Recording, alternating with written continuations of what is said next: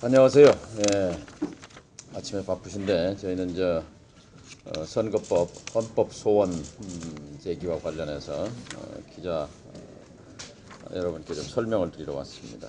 입법기관의 한 사람으로서 책임을 느끼면서 이번 지방선거에서 또 수만 명의 범법자가 양산되고 또 경찰에 소환을 당하고 또 글 삭제를 요구받고 하는 그런 불행한 일을 미연에 막기 위해서 93조 선거법 1항에 대한 그 개정 작업과 함께 이것이 헌법상의 국민의 기본 권리인 표현의 자유를 심각하게 훼손하고 억압한다는 취지에서 헌법소원을 제기하기로 했습니다.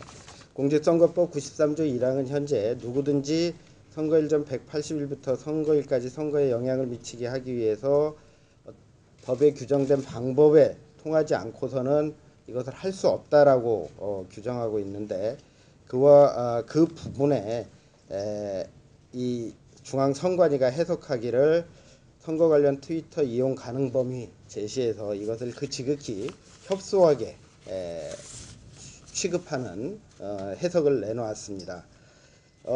그런데 이 조항은 사실 새로운 매체가 등장할 때마다 위헌 시비에 시달려온 조항입니다. 아까 선거법의 두 가지 큰 취지, 돈은 묵되 말은 풀어야 된다라는 부분에 있어서도 새로운 매체는 말의 전달 통로를 넓히는 것인데 말의 전달 통로를 넓히는 기술의 발전은 이루어지는데 제도가 93조 이 부분이 계속해서 막고 있기 때문에 과거에도 시비가 됐었고 트위터에도 문제가 되는 것입니다. 제도와 법이 못 따라가는데 그치지 않고 그게 선거 자체의 자유로운 소통을 방해하는 데까지 이른다면 147명이 함께 마음을 모았는데요. 제 마음속에 검열을 더 이상 당하지 않겠다는 생각에서입니다. 선관위에서 트위터도 이제 규제 대상에 포함된다 이런 소식이 들린 이후에 저 스스로도 혹시 이런 게 나중에 문제가 되지 않을까, 그래서 불이익을 당하지 않을까 하는 생각이 저도 모르게 들었던 것이 사실입니다.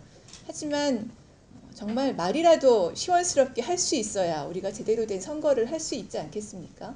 그리고 트위터 이용자들은 모두 자신의 스스로의 판단과 자신의 스스로의 활동과 스스로의 느낌을 대단히 자연스럽고 일상적으로 트위터라는 공간에서 녹여내고 있는데 거기에 선거관리위원회가 개입해 들어오면서 이것은 허용되고 허용되지 않고 일일이 규제를 하게 되고 트위터 이용자 스스로가 자기 스스로 검열을 하게 된다면 이것은 트위터 본래의 매체의 기능을 본질적으로 죽이는 것이다, 이렇게 생각하고 있습니다.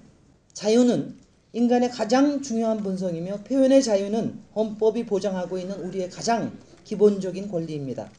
트위터는 그러한 자유가 발현되는 공간입니다. 그런 공간을 단속하겠다는 것은 우리의 자유를 제한하겠다는 것입니다.